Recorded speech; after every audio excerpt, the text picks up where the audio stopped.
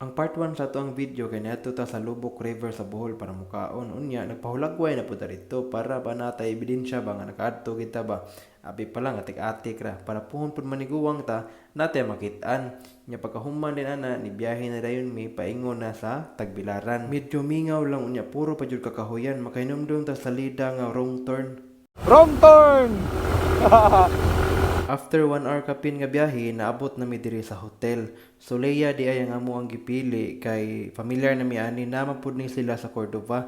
Wala na kayo mi mamili, ang importante nalay katulugan.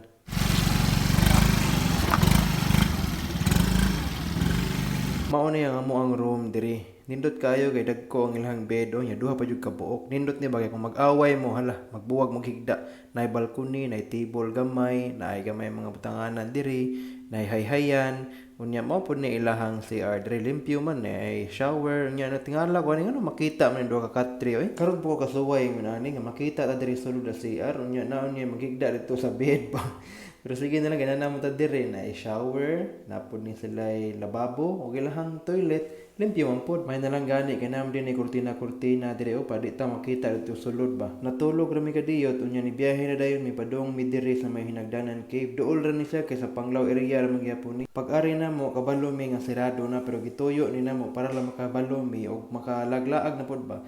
O barato ra jud ang ilahang mga souvenir diri. So para nako, ari mo palit diri kay barato ra jud kayo. Mao na ni diri ang hinagdanan cave. Nay hagdanan unya sa ilaw nay cave mo nang gitawag og hinagdanan cave. Nabantayan ako nga daghan magay manood nga mga paniki ba ni or mga langgam. Ingon ng mga tagalumad, manguli daw na sila diha basta hapon na. Hala. Kuha na ko. I love.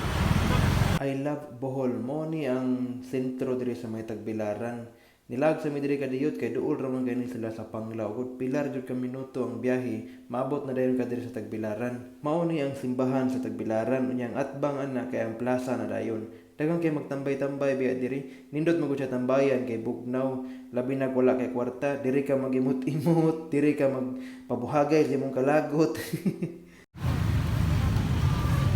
Kapag video na ko, nabantayan ko ng mga kalapate nga gitambayan nila ang kaning Capitol building bitaw, himo naman ni nilang balay diri. Unya lumad kang taga Bohol jud ka kung kaybaw ka ani nga mall. Teenager pa ko pag anhin ako dili man ingon ani, nangutana ko sa mga taga lumad, gipanindutan na daw na karon. Mao ni siya ang pinakailadong mall diri sa Bohol. Gikan Tagbilaran, nilabang na pud mi padung Panglao kay mangita na pud lagi mi og kananan. Unya diri mi naabot sa kaning kananan taga Panglao jud ka kung kakita na kaani duol ra ni siya sa kanang tulay nga nag-connect sa Tagbilaran ug Panglao mura ni siya kanang mini tambayan bitaw sa Bulacau ang iyang giporma tambayanan gyud daghang kang mapilian diri nga mga pagkaon pero okay man pod affordable naman ni kaon mo diri ana mga table nya makita na dayon nimo ang tulay mo na siya nga tulay pertira jud duula.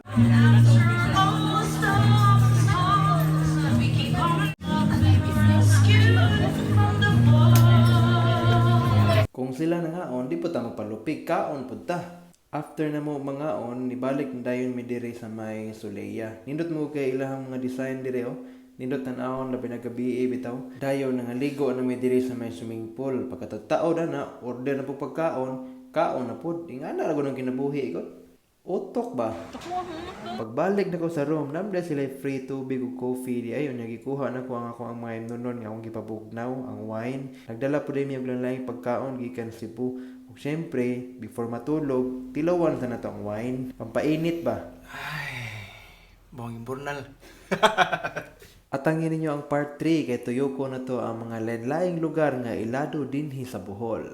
Thank you kasi inyong pagtanaw. Hay, kinabuhi.